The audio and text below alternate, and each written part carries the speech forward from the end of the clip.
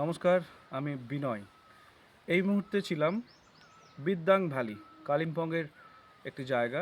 ছোট্ট জায়গা, একদম ভীষণ ছোট্ট জায়গা, কিন্তু খুবই সুন্দর জায়গা বিদ্যাং ভ্যালি। এখানে কয়েকটা রিসর্ট রয়েছে, সেই রিসর্টগুলোকে আমি ঘুরে ঘুরে দেখাচ্ছি।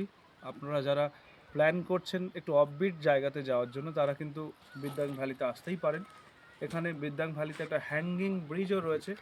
আর দেখুন কি সুন্দর রিসর্টগুলো, সারি সারি ফুলের গাছও রয়েছে, অপরূপ সুন্দর। আর এই রিসর্টগুলোতে আপনারা খাওয়া দাওয়া করতে পারেন। এটা যেহেতু হোমস্টে, রাত্রেবেলাতে থাকতেও পারেন। পুরোটাই আমি একটু ঘুরিয়ে দেখিয়ে দিই। ছোট্ট হলেও জায়গাটা কিন্তু সুন্দর। আর এই পাশেই কিন্তু নদী বয়ে চলেছে কুলকুল শব্দে। ছোট্ট একটা নদী, এবং বড় বড় পাথরের চাই রয়েছে। আর পিছনের দিকটাতে এই যে দেখুন, এটা হচ্ছে হ্যাঙ্গিং ব্রিজ। এই হ্যাঙ্গিং ব্রিজে আমি এক্ষুনি হেঁটে এলাম। ওই ব্রিজটা কিন্তু খুব কাঁপছিল।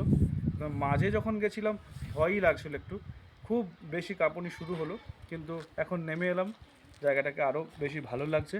আর এই যে ফুলগুলোকে দেখছি না এখানে বিদ্যাং ভ্যালিতে, এরকম ফুল, এত ফুলের বাগান ন্যাচারালি আমি অন্য জায়গাতে দেখতে পাই না। আমার মনে হচ্ছে চারিদিকে পাহাড়ের মাঝে এই যে ভ্যালিটা রয়েছে, এই ভ্যালিটাতে বিকালের পরের সময়টাতে কিন্তু খুব ভালো লাগবে, আরও ভালো লাগবে।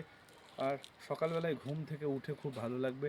রাত্রিবেলায় যখন রিসর্টে থাকবেন, সেই সময় কিন্তু এই যে নদীর শব্দটা আসবে, এটা আপনার ভ্রমণের আকাঙ্ক্ষাকে আরও অনেক বেশি গুণ কিন্তু বাড়িয়ে দেবে বলে আমার এটা একান্তই অভিজ্ঞতা বলছে, একান্ত ধারণা বলছে।